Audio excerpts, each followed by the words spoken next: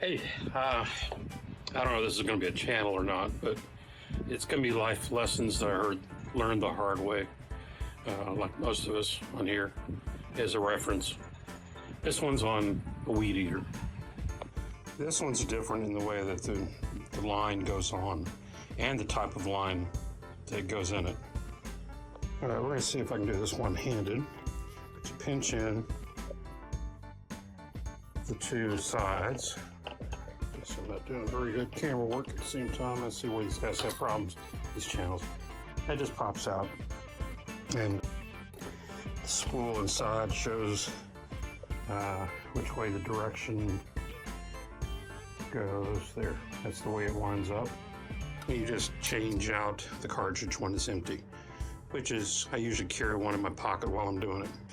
All right, the mistake I have made here is that I put some 095 line on it that I had left over from my 4-cycle Weedeaters, and that's too thick for this model.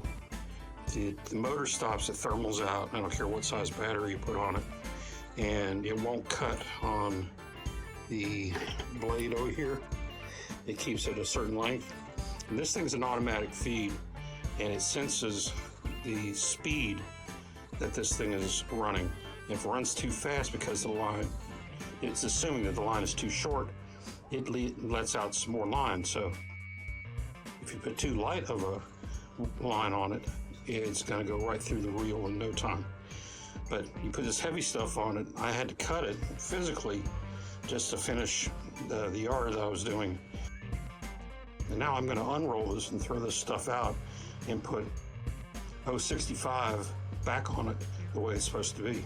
All right, well, this is an original line that came with it, size and everything. And like I said, I've got about 4 extra. I think I have one more extra. This blue line is not affiliated with these folks at all. They make a pretty good line. But as long as it's 0.065, it works just as well as the old. And I can put more line on it than they usually give you, and it's no problem at all. This 095, I'm going to take out and throw out and put the 065 back on it. That's lesson 1. Lesson 2 is be careful if you're wearing shorts. Sounds like a lead into something you don't want to get into. That line, when it decides that it's running too slow because you're up against the house or something like that, and it breaks off, that's where it goes. It's right to the shin. That stings. It really does. So you got to be careful about that. Where this thing's pointing and where especially when you get to the end of the line, it'll throw out about 8 inches of line at the very end and just whip it into the air. And inevitably, like smoke goes to ugly people, this line goes to your shin. So hope this helps somebody out. Remember, use 065 on this thing, and may the odds be with you. All right, here's a little bonus footage on how to wind these things up that I just figured out. Only had it for a year. Doing it by hand? Yeah, okay, that's fine if you want to do that. You just want to cool off in front of a fan while you do it, go for it. All right, use that 1/2-inch socket adapter on a drill, and there's a bigger side to this thing. You push it.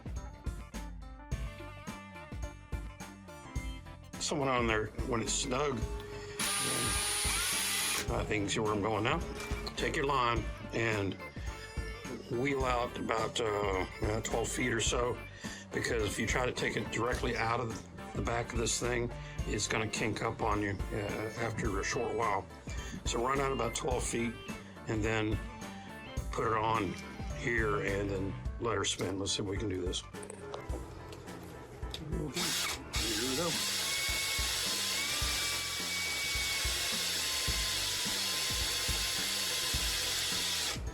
And we get to a good fold.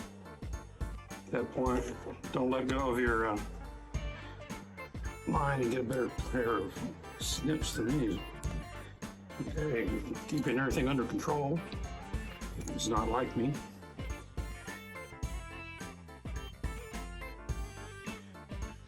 And that's it. Ready to keep in my pocket for the next time I need one. So, there you go. Happy weed eating.